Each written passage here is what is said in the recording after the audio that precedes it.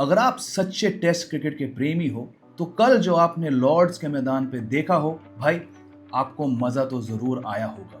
Yes, it was not the baseball type cricket which Ben Stokes' team has thrived itself on, but in keeping India to 387, यानी कि same score जो England ने अपनी पहली पारी में की थी, घरेलू टीम ने काफी गेन किया कल लॉर्ड्स के मैदान पर.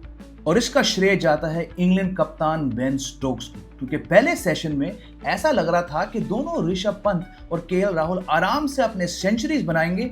एक वायरल वर्दी मोमेंट में बेन स्टोक्स ने ऋषभ पंत को रन आउट किया और उसके बाद से England clawed back into the game. And the second moment of brilliance from Ben Stokes came after tea with the second new ball when he snapped a dangerous partnership between Ravindra Jadeja, who also looked on course for 100, and Nitish Kumar Reddy.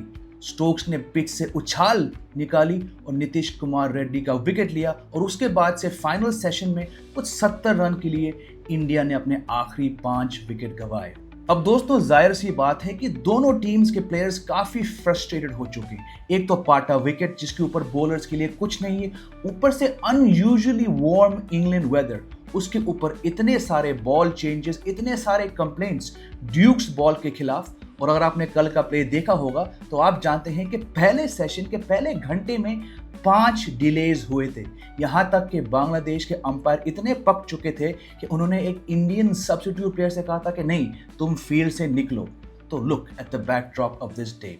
और frustration इतनी बढ़ चुकी थी कि दिन की समाप्ति में जब कुछ 6-7 मिनट के अंदर इंडिया एक्सपेक्ट कर रही थी कि वो 2 ओवर डाले, शुभमन गिल का टेम्पर कुछ ज्यादा ही फ्लेयर हो चुका था. जैक क्रॉली ने बड़ी अच्छी एक्टिंग करी जब उनके हाथ पे बॉल लगी, but Shubman Gill was having nothing to do with it.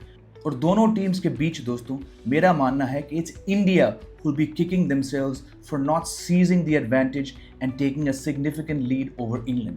एक तो ऋषभ पंत का brain fade moment to be run out on 74, उसके बाद KL Rahul, not for the first time, immediately after getting 100, KL Rahul threw away his wicket by getting out to Shoaib Bashir of all possible bowlers. And then in that final session, losing 5 wickets for 71 runs. अगर India ये match नहीं जीत पाती यहाँ से, और मेरी बात मानिए 2 बड़े टफ दिन बाकी हैं इस लॉर्ड्स टेस्ट मैच में, तो India will look back at these moments where they threw the match away on day 3 and wonder, what did we do wrong?